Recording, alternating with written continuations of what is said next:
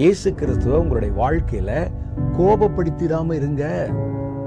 அவர் சாந்தமுள்ள தேவன்தான், மனத்தாழ்மை உள்ள தேவன்தான்.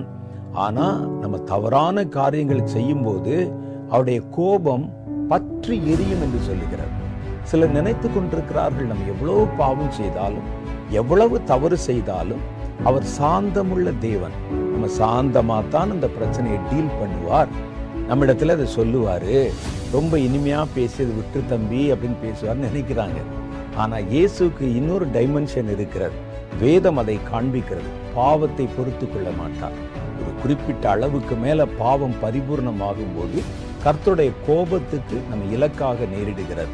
அதனால அவர் சொல்றாரு, அவர் எவ்வளவு நல்லவர் தான், எவ்வளவு சாந்தம் உள்ளவர் தான், நம்மை நேசிக்கிறவர் தான், நமக்காக உயிரையே கொடுத்தவர் தான். ஆனால் நீங்கள் தவறான செய்கைகளில் அவரை கோபப்படுத்தி விடாதபடி ஜாக்கிரதையா இருக்கணும்.